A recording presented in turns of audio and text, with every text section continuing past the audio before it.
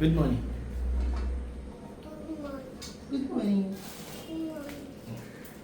ഇന്ന് നമ്മൾ രാവിലെ തന്നെ ഒരു മുട്ട റോസ്റ്റ് ഉണ്ടാക്കാനുള്ള പരിപാടിയിലാണ് കേട്ടോ.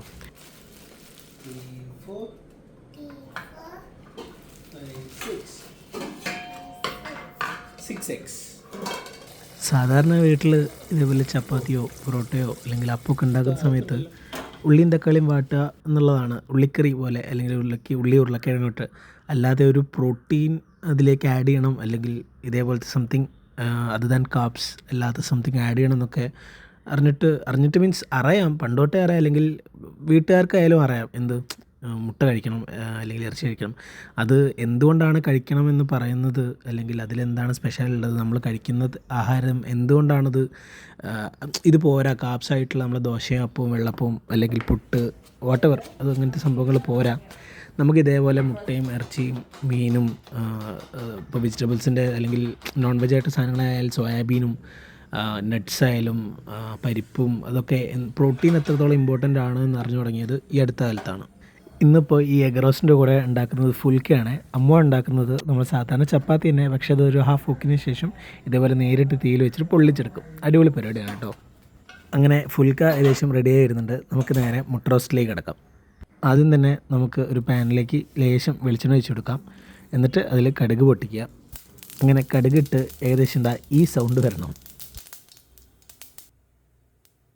അങ്ങനെ കടുകിട്ട് നല്ലോണം പൊട്ടിയ ശേഷം വെളുത്തുള്ളിയും ഇഞ്ചിയും ചേർത്ത് കൊടുക്കാം. എന്നിട്ട് അതൊരു ബ്രൗൺ നിറാവുന്ന വരെ ജസ്റ്റ് വഴറ്റി കൊടുക്കാം.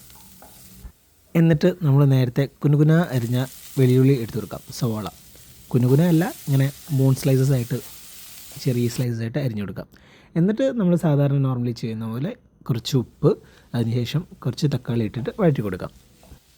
പിന്നെ തക്കാളി ഒന്ന് വഴന്ന് വരുമ്പോൾ കുറച്ച് കറിവേപ്പിലയും കൂടി ഇട്ടിട്ട് ഒന്ന് വഴറ്റി കൊടുക്കാം. എന്നിട്ട് വളരെ കുറച്ച് മഞ്ഞൾപ്പൊടി, നല്ല കളർ കിട്ടാൻ വേണ്ടിയിട്ട് കാശ്മീരി പൊടി ഇട്ടിട്ട് നല്ല രീതിയിൽ വഴറ്റി കൊടുക്കാം. ലോ ഹീറ്റിൽ കുറേ നേരം വഴറ്റണം കേട്ടോ. ആ വഴറ്റിൽ വേണം അതിൻ്റെ ടേസ്റ്റ് മൊത്തം കംപ്ലീറ്റ് ആയിട്ട് പുറത്തേക്ക് വരാൻ. എന്നിട്ട് നല്ല ചൂടുവെള്ളം ഇതിലേക്ക് പറഞ്ഞു കൊടുക്കാം. പച്ചവെള്ളം ഒഴിക്കരുതേ, കറക്റ്റ് ചെറു ചൂടുവെള്ളം വേണം ഒഴിക്കാൻ വേണ്ടിയിട്ട്, എന്നാലേ അത് ബാലൻസ് ആവുള്ളൂ. പിന്നെ നേരത്തെ മസാലപ്പൊടികളൊക്കെ ഒന്ന് ഡിമ്മാവാൻ വേണ്ടിയിട്ട് കുറച്ച് ലെമൺ ജ്യൂസ് ഒഴിച്ചു കൊടുക്കാം.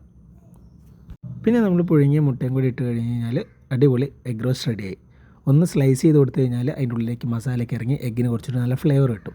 പിന്നെ ലാസ്റ്റ് ഒരു ഗാർണിഷിന് വേണ്ടിയിട്ട് നമുക്ക് മല്ലിച്ചപ്പ് ചെറുങ്ങനെ പിച്ചി ചിന്തിട്ട് കൊടുക്കാം. അതിന് ഫ്ലേവർ ഇഷ്ടമുള്ള ആൾക്കാർക്ക് നല്ല ടേസ്റ്റും ആയിരിക്കും. എന്നിട്ട് അതേ ലോ ഹീറ്റിൽ തന്നെ നല്ലോണം വഴറ്റി എടുത്തു കഴിഞ്ഞാൽ മുട്ട റോസ്റ്റ് അടിപൊളിയായിട്ട് സെറ്റായി കിട്ടും. കുറച്ച് നേരം കഴിഞ്ഞിട്ട് അത് വിളമ്പാവുള്ളൂ കേട്ടോ. ഒരു 10 to 15 മിനിറ്റ്സ് വെച്ച് കഴിഞ്ഞാൽ അത് മൊത്തത്തിലായിട്ട് ഫ്ലേവർ ഒന്ന് റെഡിയായി വരുള്ളൂ. ഇപ്പോൾ കുറച്ചായിട്ട് ഈ കുട്ടിക്ക് ജ്യൂസ് കൊടുക്കുന്നുണ്ട് രാവിലെ. മിൽക്ക് ഷേക്കാണ് ആക്ച്വലി. പാലും പഴവും അച്ഛൻ ഡേറ്റ്സും കൊണ്ടുവന്നിട്ടുണ്ടായിരുന്നു. അപ്പോൾ അതെല്ലാം കൂടെ വെച്ചിട്ട് ഇപ്പോൾ വീട്ടിൽ മൊത്തത്തിൽ ഹെൽത്തി, അത് എത്ര കാലം നീണ്ടു നിൽക്കുന്നത്, പക്ഷെ ഇപ്പോൾ കുറച്ച് ദിവസത്തേക്ക് ഇങ്ങനെയാണ്. അത് കഴിഞ്ഞാൽ ഈവനിങ് കുറച്ച് സ്കിൻ കെയർ പ്രൊഡക്ട്സിനുണ്ട് ഷോപ്പിംഗ് ഉണ്ടായിരുന്നു. വീട്ടിലേക്കല്ല, അമ്മുവിന് ഷോപ്പിലേക്കാണ്. എനിക്കൊരു ഫേസ് വാഷ് അമ്മ ഗിഫ്റ്റ് ചെയ്തിരുന്നു. അങ്ങനെ ഞങ്ങൾ സാധനങ്ങളൊക്കെ വാങ്ങി നേരെ വീട്ടിലേക്ക് എത്തി.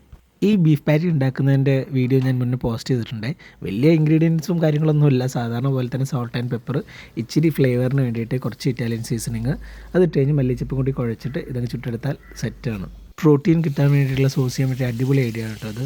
ചുമ്മാ ബീഫ് പാറ്റി എടുക്കുക, ഇത് ഇതിൻ്റെ കൂടെ ബർഗറും മയോണൈസായിട്ട് മാറ്റേണ്ട ആവശ്യമൊന്നുമില്ല. ഇത് തന്നെ കുക്ക് ചെയ്തെടുത്ത് കഴിഞ്ഞാൽ അടിപൊളിയാണ്.